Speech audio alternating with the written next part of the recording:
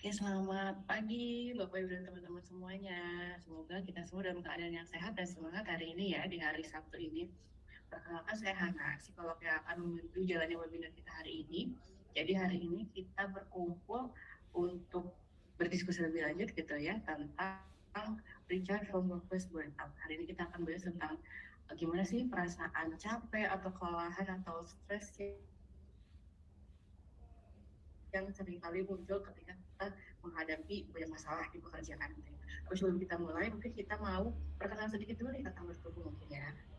Oke, nah jadi Bertumbuh ini adalah platform yang menyediakan layanan psikologi secara online gitu ya. Kami ada konseling, ada asesmen, dan juga ada psikoterapi dan untuk kebutuhan yang beragam ya Bapak Ibu dan teman-teman ya.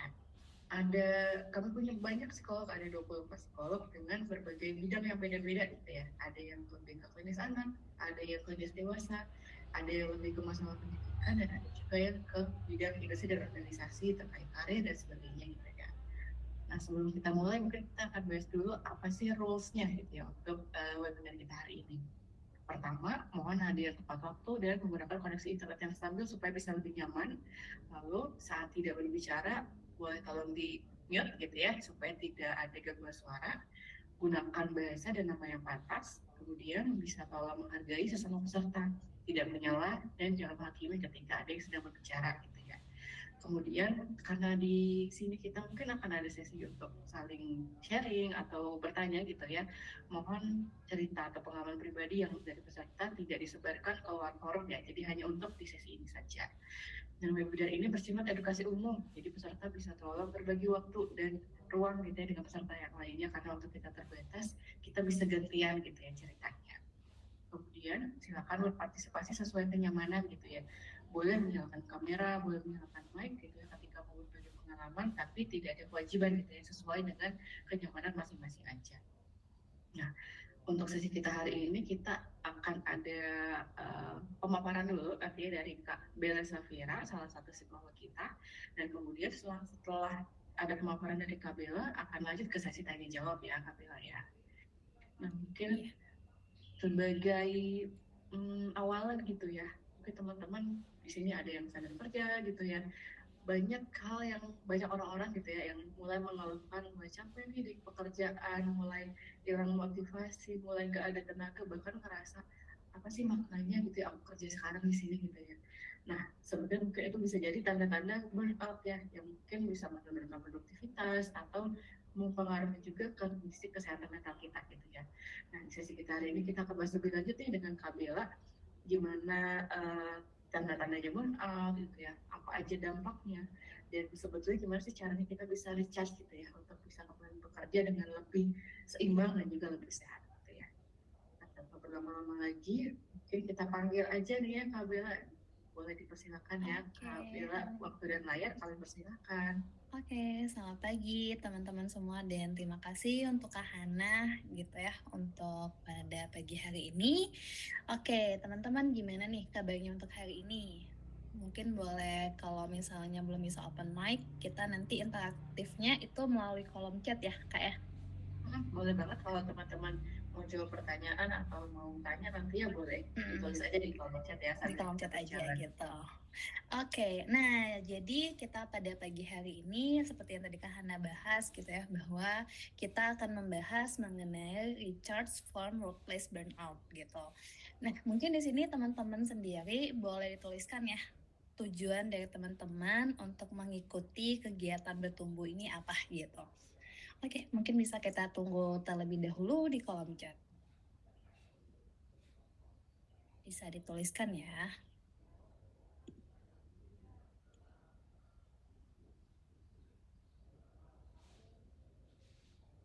Ya, boleh tulisin tujuan ikut webinar itu apa.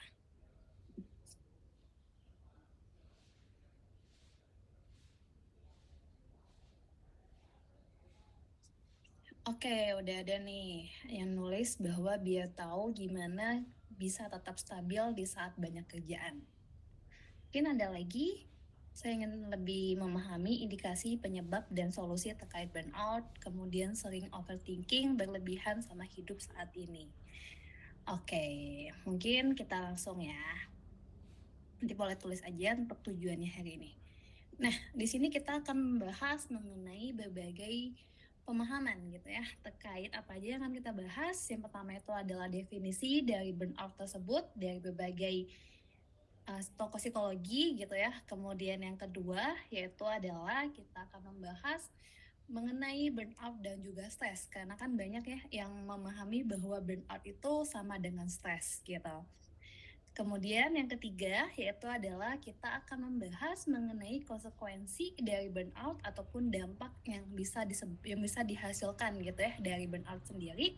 Kemudian yang keempat yaitu adalah dikarenakan kita adalah kelas bertumbuh, jadi kita akan mengetahui bagaimana sih cara-cara yang bisa kita lakukan untuk dapat bersifat preventif nih, untuk bisa mengurangi atau kita bisa mencegah terjadinya burnout. Yang pertama yaitu adalah kita akan membahas mengenai definisi-definisi dari burnout. Ada 3 tokoh gitu ya. Oke. Oke.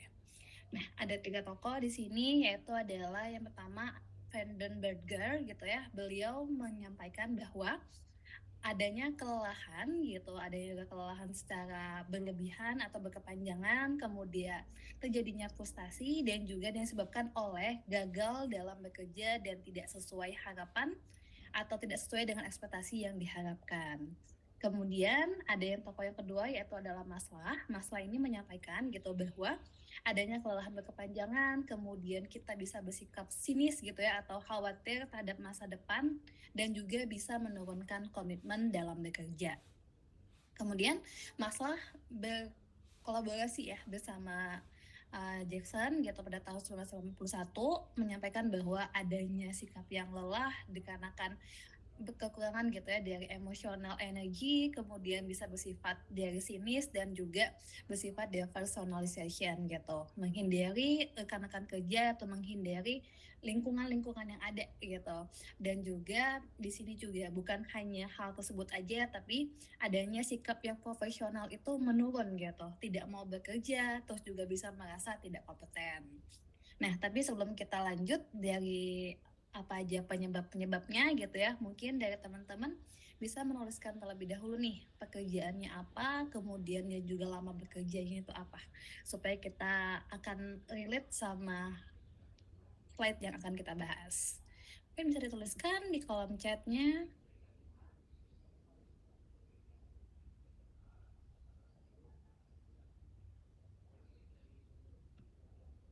Dituliskan tentang pekerjaannya dan juga lama bekerja ya.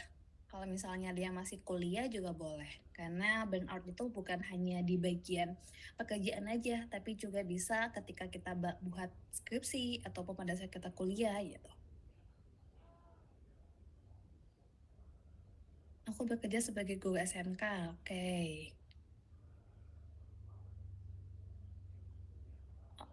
Guru SMK sejak 2019, oke. Berarti sudah 6 tahun. Ada lagi? Fresh graduate Kak, oke. Berarti preventif ya nanti.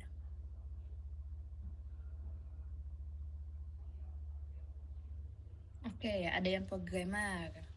Kemudian ada yang pengalamannya itu sebagai sekretaris atau PA selama 4 tahun hingga sekarang.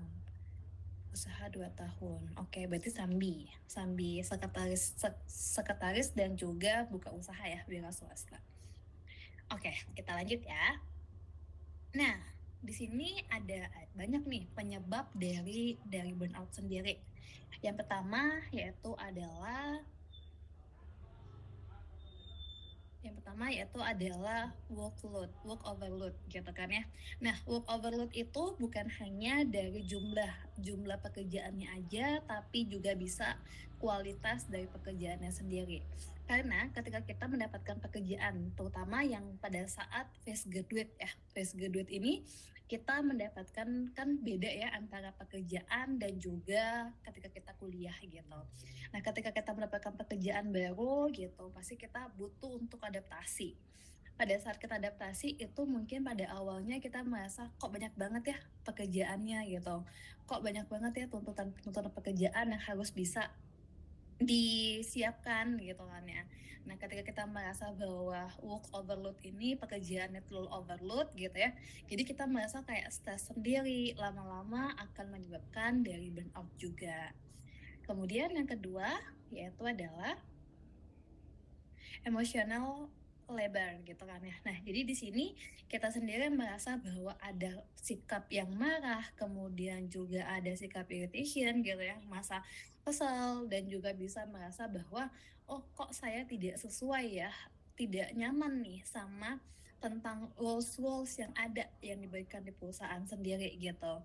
Padahal kan ketika kita masuk perusahaan itu sebenarnya kita sendiri harus bisa memahami bagaimana sih budaya kerja di dalam perusahaan sendiri gitu kan ya. Apakah perusahaan ini nih adanya mereka sendiri ada yang kayak toxic gitu ya. Banyak banget kan kalau anak-anak Gen Z bilang bahwa perusahaan ini toxic banget nih kak gitu kan ya. Nah itu bisa juga karena kita nggak ngerasa nyaman karena kita belum menemukan titik nyaman di perusahaannya sendiri. Kemudian yang ketiga adalah lack of autonomy atau influence at work gitu ya. Jadi kita sendiri itu keterbatasan untuk bisa nyaman apa namanya lebih ke terbuka gitu ya, kebebasan kita sendiri untuk bisa menyampaikan atau bisa menginfluence dalam pekerjaan. Nah di sini kan biasanya kalau anak-anak baru gitu ya atau misalnya kita merasa sebagai masih baru banget gitu ya, kita merasa bahwa oh kok tidak bebas ya untuk bisa menyampaikan pendapat, tidak bisa untuk bisa memutuskan gitu kan ya. Nah jadi hal tersebut kalau misalnya dipendam gitu ya, bisa didiemin aja gitu, itu bisa menyebabkan juga burnout. Yang keempat yaitu adalah ambiguity dan juga role conflict. Oke, boleh tolong di next Kak? Oke. Nah, di sini adalah kita merasa bahwa ambiguitas gitu tentang tugas-tugas yang ada. Kemudian kita merasa bahwa kok pekerjaan saya ini gitu ya tidak sesuai dengan job desk yang ada di awal ya gitu.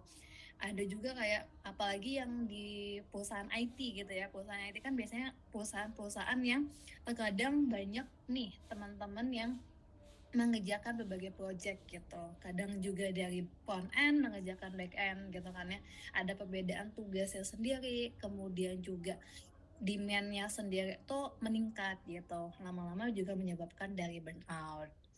Kemudian yang kelima adalah inadequate supervisi. Jadi dari supervisornya sendiri atau atasan itu tidak memberikan sikap yang fair atau tidak yang sama gitu dengan teman-teman yang lain. Kemudian juga adanya ketidakjelasan direktif atau penjelasannya dari atasan kita gitu kan ya. Jadi kita merasa bahwa kayak oh kok dia diperlakukan beda ya sama saya ya. Kok temanku malah lebih enak ya gitu dibandingkan aku sendiri. Nah, itu juga bisa menyebabkan burnout.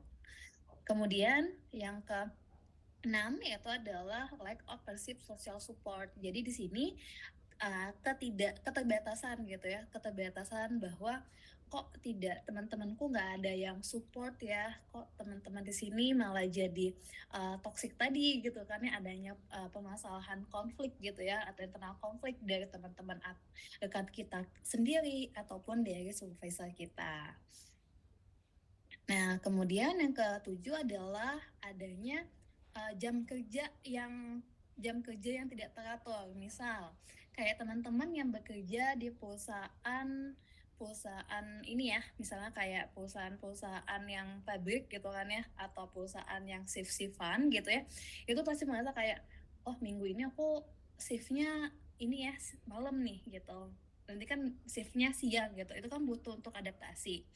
Nah, hal tersebut tuh bisa menyebabkan kita sendiri merasa bahwa kayak capek, stres. Lama-lama kan kalau kita tidak kelola, lama-lama itu bisa menyebabkan burnout juga gitu. Kemudian yang ke-8 yang terakhir adalah individual factor ataupun misal kayak ada marital status yang baru menikah itu kan butuh adaptasi gitu kan ya. Yang baru punya anak juga butuh adaptasi.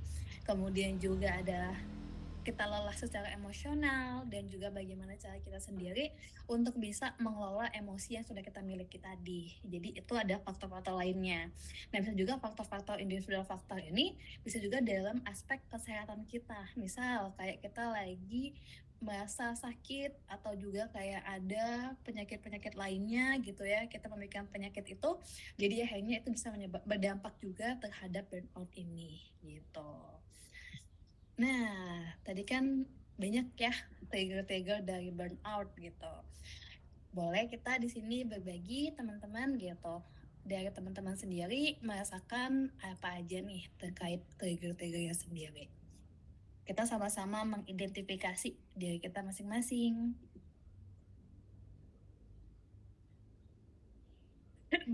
Boleh tuliskan ya di kolom chatnya. Atau kalau mau di langsung juga boleh.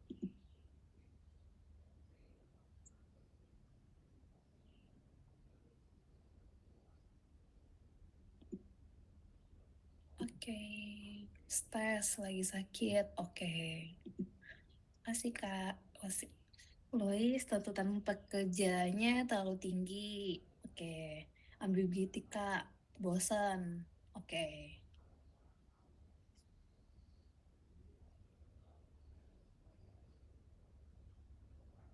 Cukup bermacam-macam ya. Ada yang tentang fisiknya, ada juga tuntutan kerja yang terlalu tinggi, ada juga yang ketidakjelasan dan juga masa bosan. Ada work overload dan juga deadline tugas yang singkat. Oke.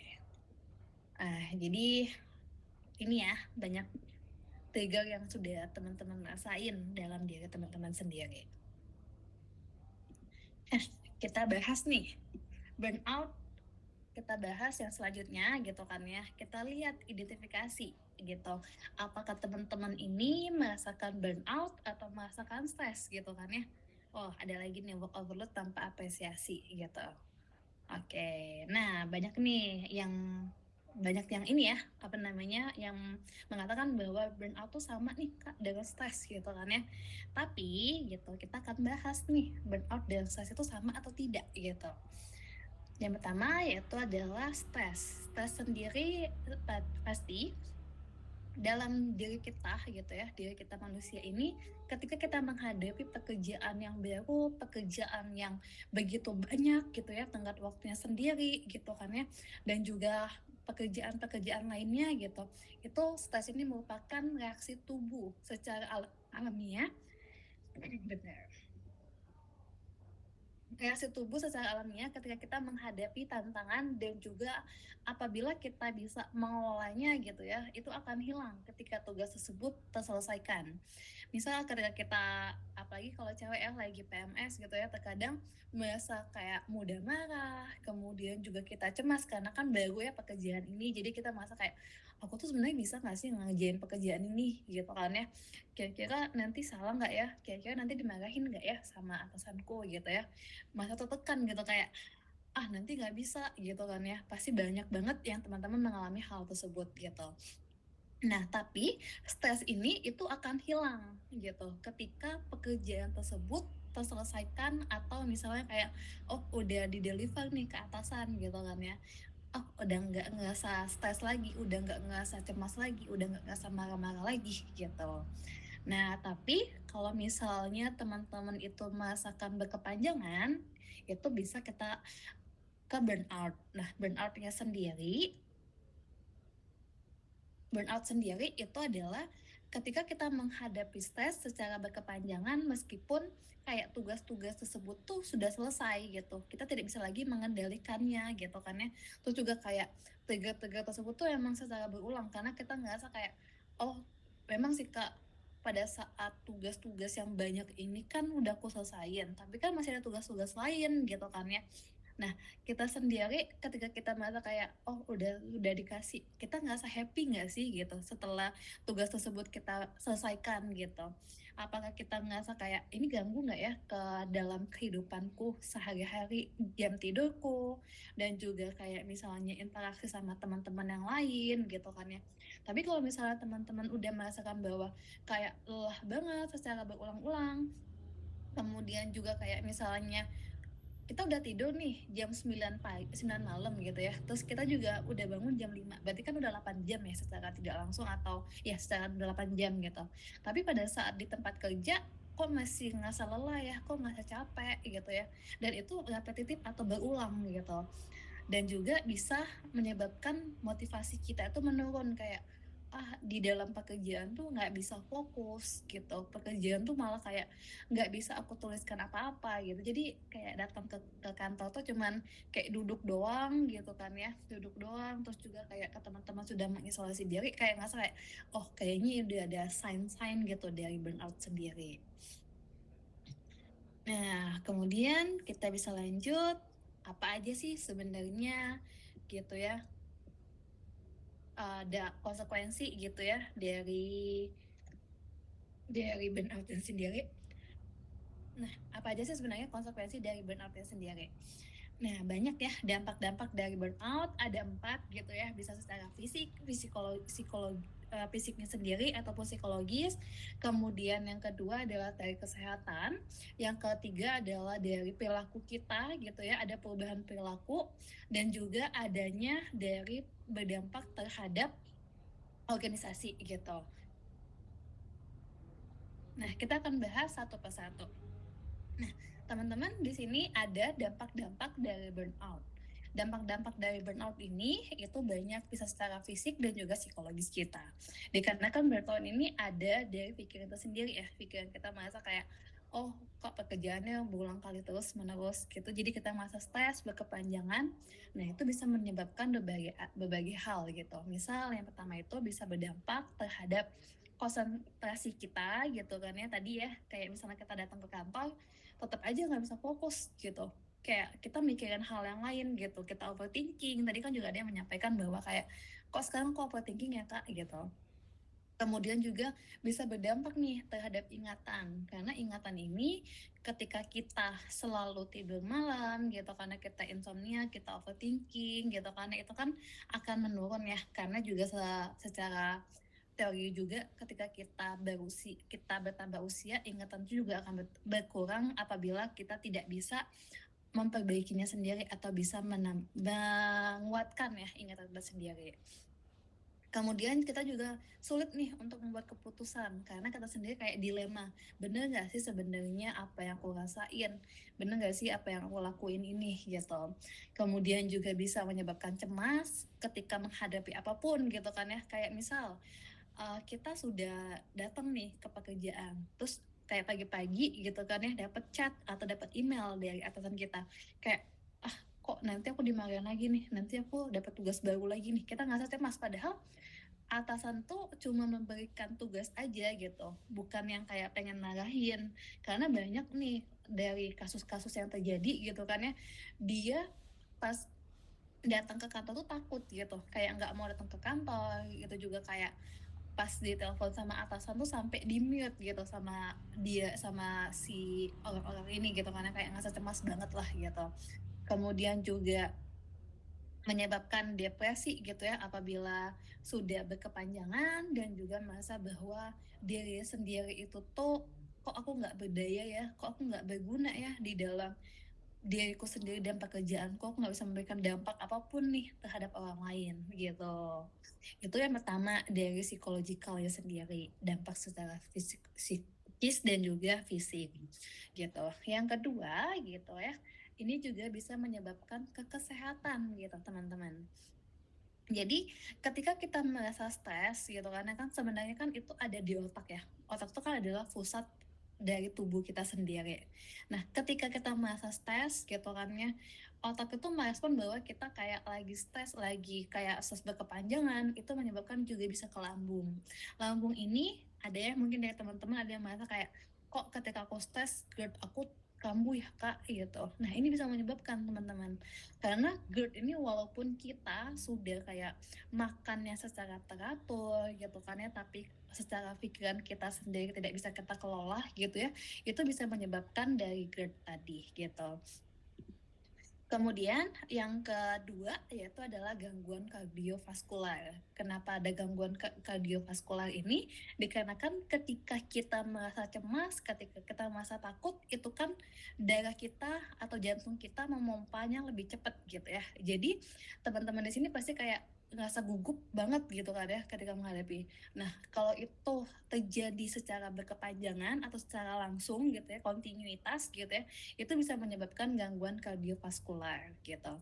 Nah, kemudian juga bisa sakit kepala, bisa juga insomnia dan juga kelelahan kronis apabila tidak bisa kita kelola dan kita tangani dengan cepat. Kemudian bisa juga berdampak terhadap perilaku kita atau behavioral consequences. Boleh tolong di next, Kak? Oke. Nah, di sini behavioral ini misal kayak kita secara pekerjaan sendiri itu gaji udah oke gitu kan ya. Kayak misalnya gaji lah ya, misalnya benefit-benefit yang didapetin. Karena kan kepuasan kerja itu banyak ya. Bisa juga kepuasan terhadap gaji, kepuasan terhadap lingkungan, terhadap pekerjaannya sendiri. Tapi di sini teman-teman merasa kayak, oh padahal benefitnya udah oke nih, tapi aku ngerasa nggak puas gitu kan ya. Ngerasa kayak, aku kayaknya ada yang salah nih sama pekerjaanku. Aku nggak ngerasa puas dengan apa yang sudah aku lakuin gitu. Nah, itu juga bisa menyebabkan komitmen kerja kita tuh menurun gitu. Pada akhirnya kita ngerasa kayak, ya udahlah, aku juga di sini nggak berkembang nih gitu. Aku juga kayaknya nggak bisa ngerjain apapun. Jadi akhirnya aku akan memutuskan untuk keluar aja deh dari perusahaan ini gitu. Nah, hal tersebut juga bisa perilaku-perilaku lain, misalnya kayak performa kerja kita menurun, jadi malas-malesan, ngerjain apapun gitu kan ya. Jadi nggak mau ngerjain itu, padahal sebelumnya kita performa kerja kita baik nih gitu kan, kayak oh kayaknya sebelumnya aku oke-oke aja gitu, tapi kenapa setelah berapa bulan kemudian aku ngerasa kayak kok teman aku jadi males ya, kok banyak banget yang dikasih feedback sih sama atasanku gitu. Karena kita sendiri ngerasa kayak ya udahlah aku kerjain aja deh sesuai dengan apa yang dibalikin gitu, yang dikasih, nggak usah bagus-bagus banget, itu juga salah gitu, karena kita sendiri sudah berpikir bahwa itu salah gitu. Kemudian juga bisa mengisolasi diri karena kayak tadi ya udah ke teman-temannya nggak mau berteman lagi gitu, udah mengurung diri sendiri gitu ya, dan juga bisa agresif ke diri sendiri, bahkan ada yang kayak menyakiti diri sendiri gitu kalau itu udah ekstrim. Kemudian apa aja sih dampak yang bisa disebabkan oleh yang bisa disebabkan dari dampak dari perusahaan ini gitu kan ya, berdampak apa kepada perusahaan? Karena kan kalau misalnya teman-teman yang ada di HC atau di HR itu kan pasti KPI ya, performance gitu ya, performance kerja. Jadi di sini kalau misalnya motivasi kerja karyawannya menurun, pasti ada perilaku dari kontraproduktif dari kawan sendiri gitu kan ya. Nah, jadi ketika kita sebagai perusahaannya sendiri gitu kan ya, kita harus aware gitu, lingkungan kita tuh sebenarnya mereka ini lagi nggak baik-baik aja tuh kenapa gitu kan ya. Nah, itu dampak-dampak dari burnout. Nah, mungkin dari teman-teman sendiri bisa dituliskan gitu kan ya, apa aja sih sebenarnya dampak-dampak yang sudah terjadi dalam diri teman-teman gitu. Karena kan tadi ada yang bilang tuh bahwa kayak tugas-tugasnya begitu banyak, terus juga kayak bosen, ambiguity gitu kan ya. Pasti kan itu juga bisa berdampak ya ke diri kita sendiri. Oke, boleh tuliskan dampaknya apa aja.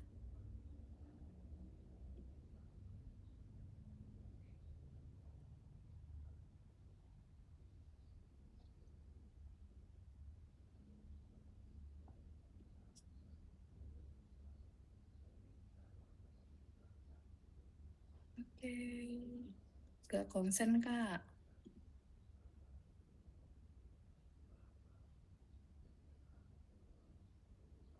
Ada yang bilang gak konsen.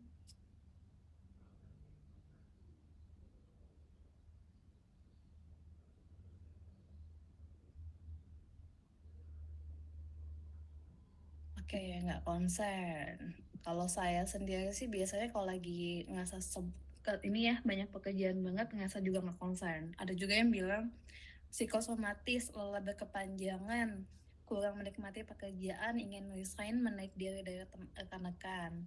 Kemudian ada juga yang menyampaikan bahwa jadi sulit fokus ke pekerjaan utama, semisal selalu terlalu banyak pekerjaan jadi lost, nggak bisa memanage waktu gitu. Oke, Kak Nurul di sini sama Kak, kurang fokus, rasanya kayak capek terus gitu ya. Jadi kayak ngerasa lelah gitu ya Kak ya, dari kesehariannya sendiri gitu. Iya betul Kak. Oke. Nah, boleh di next Kak, Hana. Oke. Oh, ini ada yang hold dan juga behavioral GERD. Tetap kambuh padahal makan udah benar, tapi kalau tidur nggak ngerasa bersalah jadinya begadang terus, rekan kerja yang kadang-kadang bully. Oke. Nah, nanti bisa kita next ya. Jadi di sini burnout sendiri itu merupakan pilihan gitu. Kayak kita merasa kita sebenarnya bisa nggak sih ngelola burnout ini, mengelola semua ini gitu kan ya. Karena itu bukan adalah sesuatu yang default atau yang sesuatu yang sudah benar-benar, kalau stres tadi kan itu adalah respon tubuh kita secara alamiah gitu ya. Tapi kalau burnout ini itu bukan sesuatu hal yang default, bukan sesuatu yang benar-benar ada. Maksudnya kayak bukan sesuatu yang respon tubuh kita secara alamiah. Jadi kita bisa sendiri yang mengelola atau bisa memilih gitu apakah kita ingin burnout atau tidak gitu. Oke, masih ada yang nulis. Nah, jadi di sini dari yang dampak-dampak yang dari teman-temannya sudah rasakan gitu kan ya. Mungkin teman-teman kayak kita di sini karena kan kita adalah kelas bertumbuh ya. Kita sama-sama bertumbuh, kita sama-sama belajar nih bagaimana sih cara-cara yang bisa kita lakukan untuk bisa mengurangi atau dari dampak-dampak dari burnout tadi gitu. Karena kan kita pasti ingin memberikan yang terbaik untuk diri kita ya, karena kita sendiri yang sayang sama diri kita memberikan yang terbaik untuk diri kita sendiri dulu, baru untuk orang lain gitu. Nah, di sini ada 2 cara-caranya.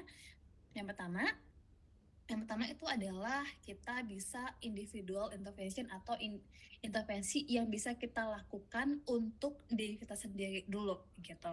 Nah, yang pertama itu adalah set clear boundaries. Jadi kita harus bisa mengclearkan gitu, memberikan boundaries atau kayak memberikan boundaries yang ada gitu ya secara clear gitu. Caranya seperti apa sih yang bisa kita lakukan gitu? Ada 2 hal yang bisa kita lakukan.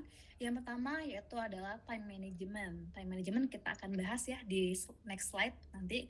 Kemudian yang kedua adalah job crafting. Job crafting ini yaitu adalah kita harus bisa memahami gitu kemampuan kita untuk bisa memahami antara kemampuan diri kita dan keterampilan yang dibutuhkan untuk bisa mengerjakan pekerjaan-pekerjaan yang telah diberikan oleh atasan.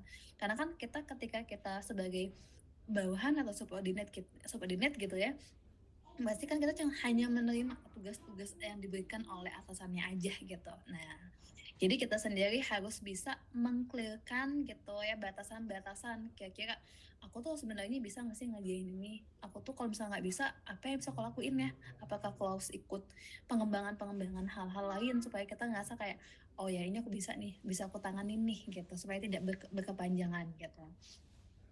Kemudian yang kedua yaitu adalah prioritas real self care. Jadi kita bisa memprioritaskan kayak self care untuk tubuh kita sendiri gitu. Jadi kita self help gitu untuk tubuh kita sendiri. Ada juga misalnya kayak physical exercise. Misalnya kan kayak physical exercise itu adalah latihan-latihan secara fisik ya gitu ya. Misalnya teman-teman ngerasa, oh aku ini lelah nih, apakah aku kurang olahraga ya, apakah aku cuman hanya di depan layar aja gitu ya. Jadi teman-teman bisa melakukan kayak olahraga-olahraga kecil, misalnya kayak di rumah gitu ya, kayak workout kecil. Kemudian kalau misalnya ada langkah-langkah yang lain yang bisa dilakukan, misalnya kayak jalan gitu ya, jalan pagi ataupun jalan sore. Kemudian juga hal lain lah yang teman-teman sukai, misalnya kayak masak atau dan lain-lainnya gitu. Kemudian yang kedua adalah kita bisa mindfulness training gitu kan ya. Jadi mindfulness training ini ketika kita merasa kayak oh aku kayaknya udah nggak bisa deh ngerjain ini gitu. Jadi kita sendiri yang bisa memahami apakah kita sendiri itu masih bisa mindful atau tidak gitu.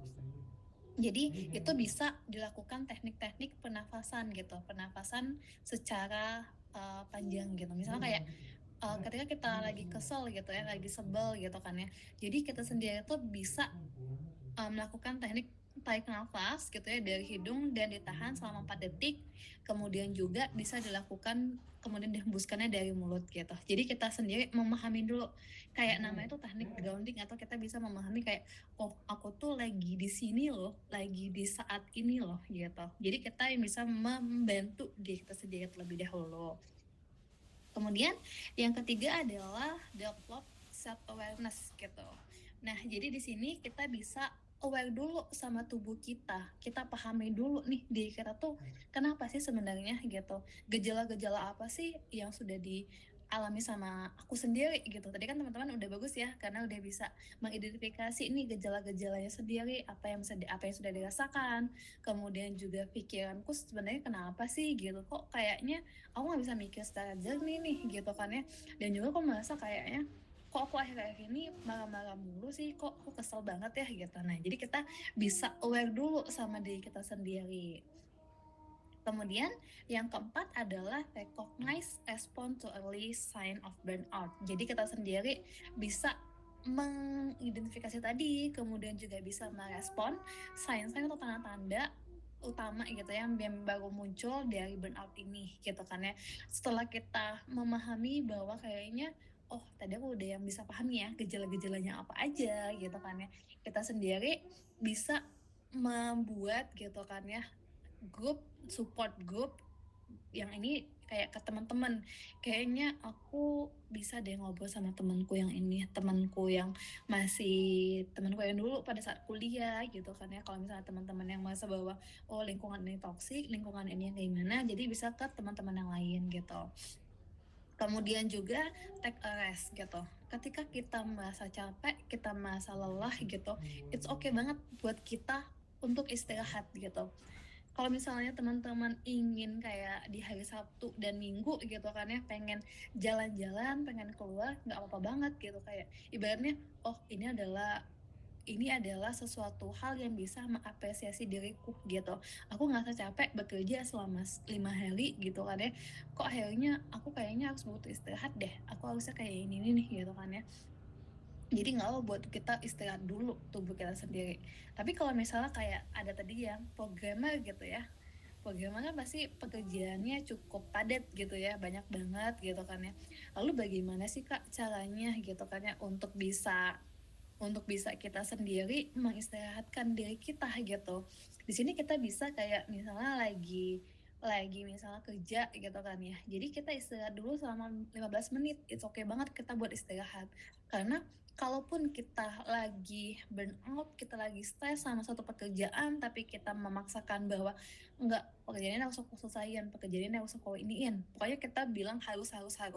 Padahal tidak semua itu diharuskan, karena ketika kita merasa kayaknya kita kerjain aja deh gitu, itu kan kita sendiri kayak memaksakan ya sebenarnya ya.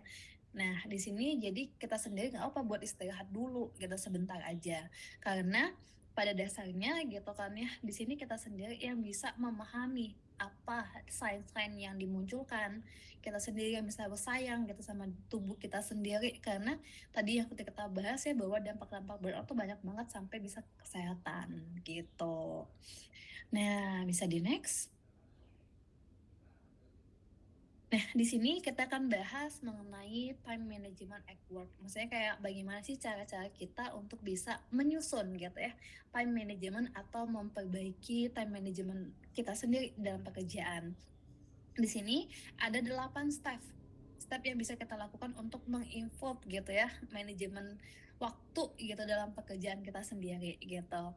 Nah, tahap pertama itu gitu ya. Yang pertama adalah kita harus bisa menyusun gitu terkait pekerjaan-pekerjaan yang ada. Jadi kita ketika mendapatkan pekerjaan dari atasan kita gitu kan ya. Jadi kita tulis gitu apa aja sih sebenarnya tugas-tugas yang akan aku lakuin ini gitu kan ya.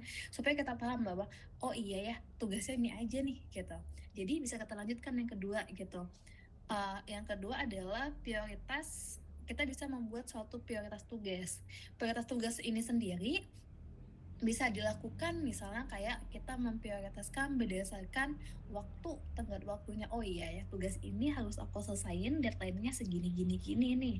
Terus apa sih tugas ini sebenarnya sulit nggak ya, gampang, maksudnya kayak sulit atau gampang ya kita kerjain gitu. Kalau misalnya teman-teman merasa kayak oh kayak tugas ini lebih gampang nih gitu kan ya, jadi kerjain dulu tugas yang gampang ini gitu kan ya, jadi akan lebih mengurangi gitu merasa perasaan beban tadi gitu, perasaan yang kayak kayaknya tugasnya banyak banget deh Kak gitu kan ya, jadi merasa kayak tugas-tugas tadi gitu yang kita selesaikan. Kemudian juga kalau bisa yang ketiga adalah kita hindarin kegiatan multitasking. Karena ketika kita melakukan pekerjaan yang multitasking gitu kan ya, itu akan berdampak juga terhadap diri kita, ngerasa lelah, ngerasa capek gitu kan, berkepanjangan gitu. Kemudian juga yang keempat yaitu adalah kita bisa menggunakan software time management. Misal kayak ada OneNote, kemudian juga ada hal software lain ya yang bisa kita lakukan, Miro AI gitu.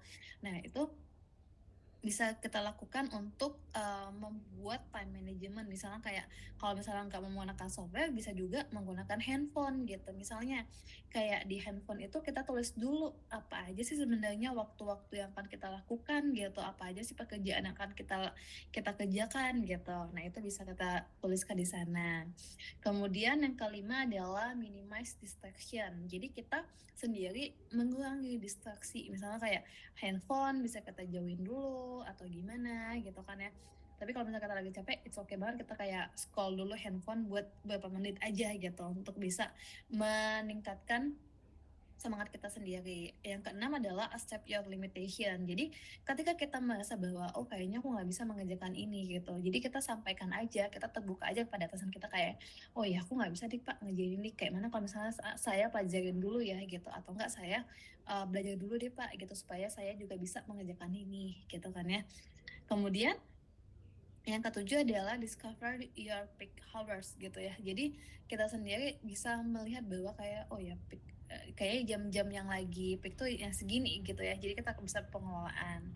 Kemudian schedule breaks. Schedule breaks ini yang tadi kalau misalnya kita lagi capek dalam pekerjaan gitu kan ya, kita istirahat dulu selama 10 sampai 15 menit supaya kayak ataupun misalnya teman-teman pengen tidur gitu kan ya, itu ada nih namanya power nap. Power nap itu ketika kita merasa capek gitu, kadang kita tidur bentar aja 5 menit itu udah merasa fresh.